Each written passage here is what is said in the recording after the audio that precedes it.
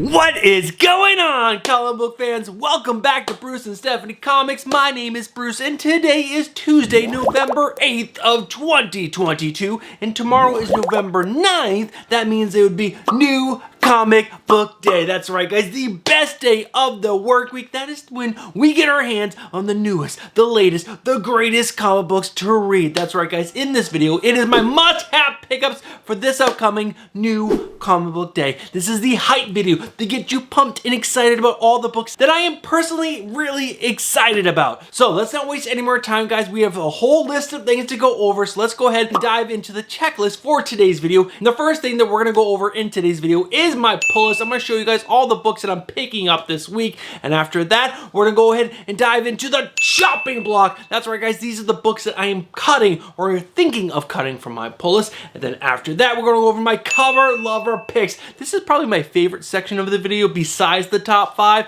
because these covers are just so fantastic, and who doesn't like to look at some amazing cover art? And after that, we're gonna go over my almost top 5, and then after that, we're gonna go over my top 5 must-have pickups based on the story itself. What's in the guts of the book, the story, the artwork, what makes those stories so amazing, and I'm gonna let you know in today's video. All right, guys, that is the whole checklist for today's video. Let's go ahead and kick this off with my pull list.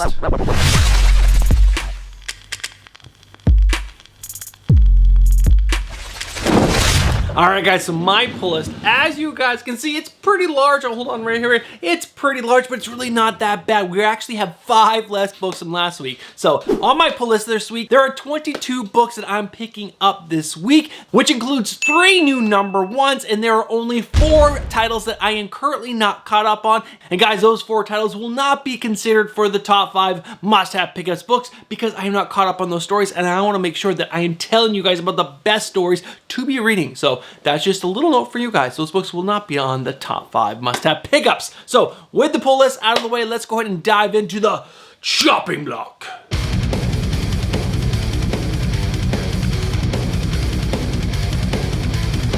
Alright, guys, there are 3 books that are on the chopping block this week, and the first one up is I Am Batman. Now, I am currently 5 issues behind on I Am Batman, and if I am 5 issues behind on a book, I'm not really enjoying it all that much, and I don't need to continue spending my hard-earned money on a book that I'm just really not that into. So, I Am Batman, you have been chopped. The next book is Dark Crisis, that event that DC is doing. I read issue number 5, and that has to be one of the stupidest issues I've read in a very long time. It was not very good, and I didn't enjoy it. Now, sadly, I am going to complete the full entire run, just so that when I do want to go ahead and sell this in the future, I have all the issues of the run. I can sell it as a complete set, and I probably will finish reading it, but guys, this story is so bad. If you guys are not reading it, don't read it. And the last book that's on the chopping block is a book that I'm considering cutting from the list, and that is the new Spider-Man. That's right, I read Spider-Man issue number 1. It's an all new, like, you know, Spider-Verse type story. And guys, that story was awful. Oh my god, I was hoping this was gonna be Dan Slott from old when he first told that Spider-Verse story, but this is gonna be one of the dumbest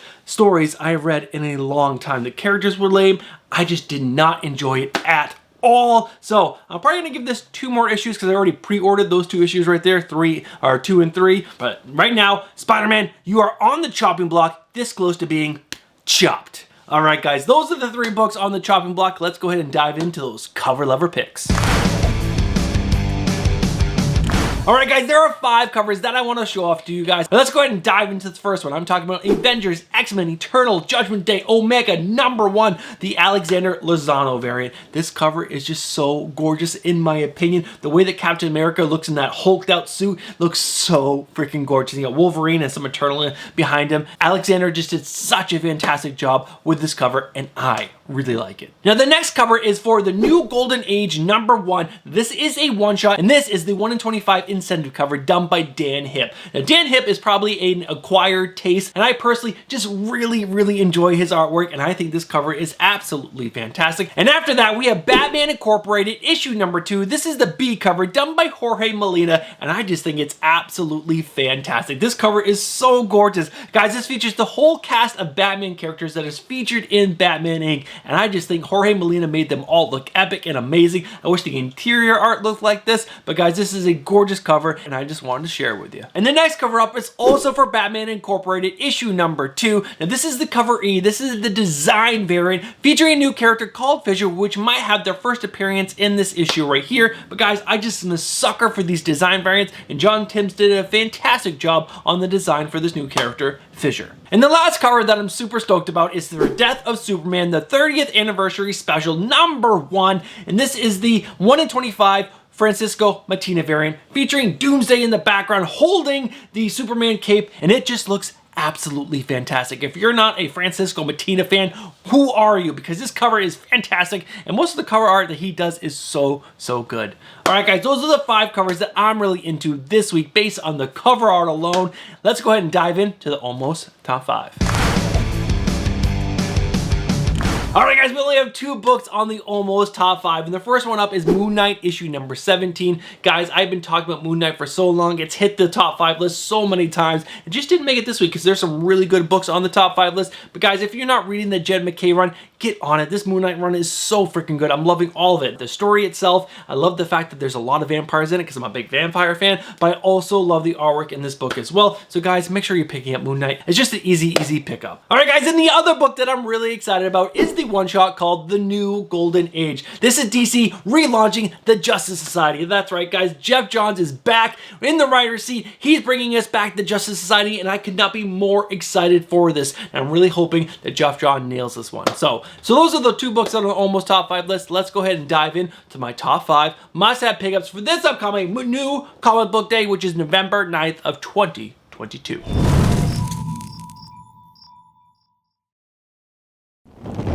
Alright guys, in the number 5 spot, we have a book from Marvel Comics. That's right, I'm actually excited about a Marvel comic book, which is not Moon Knight, which is really strange. But guys, I am talking about Fantastic Four number 1. That's right, they're relaunching the series with a new writer named Ryan North. Now, the artist on this book is also going to be Ivan Coelho, who is a fantastic artist. So I'm excited that Ivan Coelho is going to be the main artist on this book because his artwork is so fantastic. So he's going to bring a lot of life and energy to the Fantastic Four. But also Marvel has said that this new run on Fantastic Four is going to be more character stories. So they're going to kind of make it more about the characters themselves and not these big, worldly, epic, galactic tales. It's going to be more about the cast themselves, which has me really excited. I hope there's some feels in there and gets me feeling really good and connecting to these characters, because I really don't know anything about the Fantastic Four except for the basic origin story, because there's really not been a run that's really connected with me. So I'm hoping Ryan North can bring it to the table, and that is the number 5 book. And those are the reasons why it's in the number 5 spot. All right, guys, let's go ahead and find out what my number 4 book is.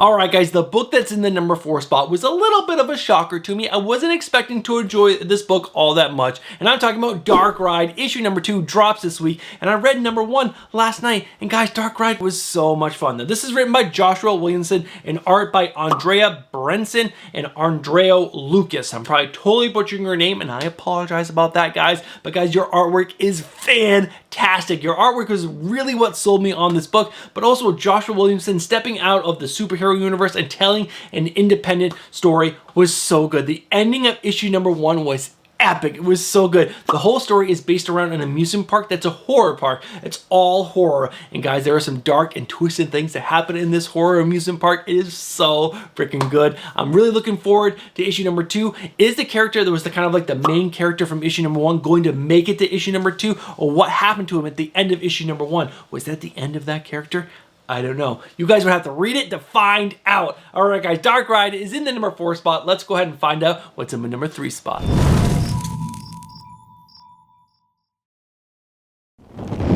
Alright guys, the book that's in the number 3 spot is another independent, and it's also the second issue of an independent. It's like back-to-back issue number 2s, and I'm talking about Kaya number 2. Drops this week. Now Kaya is written and drawn by Wes Craig, and issue number 1 was fantastic. I love the artwork in the issue. It was so gorgeous. It was consistent throughout the whole entire book. The action, the feels were in it based on the artwork itself. But guys, the story was really freaking good. It's kind of like set maybe way in the future, or maybe it's on a different planet. I don't know. But there's humans and lizard people and all kinds of crazy things happen. But the story mainly focuses on 2 humans. And these might be the last humans on the planet. I'm not 100% sure, but it is a brother and sister duo. The brother is the last remaining king, and the sister is supposed supposed to be protecting him, and she has like this cool magical arm. I don't know. There's a lot more to be told about this story, and I just thought it was fantastic, and I think you guys should be reading it because there's some like feels in there, and there's like, you know, the sister and brother dynamic, which was really well done by Wes Craig. And this book is a must-have pickup, guys. You guys need to be picking this up. It was really freaking good. All right, guys, that was my number 3 book. We only had 2 books left. Let's find out what my number 2 is.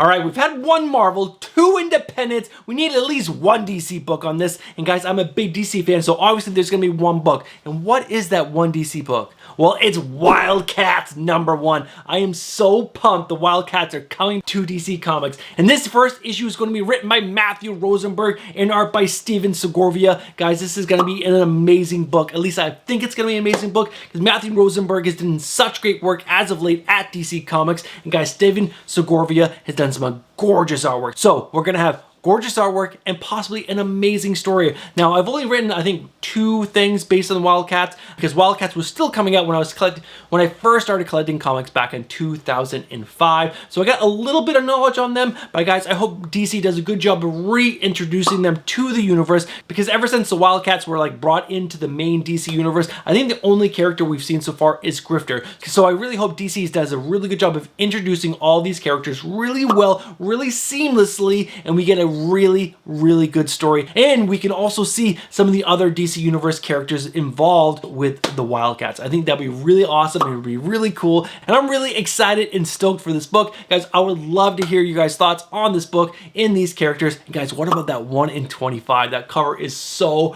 freaking gorgeous. It's done by Jeff Spokes. I've shown off Jeff Spokes' artwork on this channel before. I think he is one of the best underrated cover artists out there right now. His artwork is so fantastic. But guys, that is my number 2 book. I'm really excited to see what Jim Lee's characters can do in the DC universe. But let's go ahead and find out what my number 1 book is.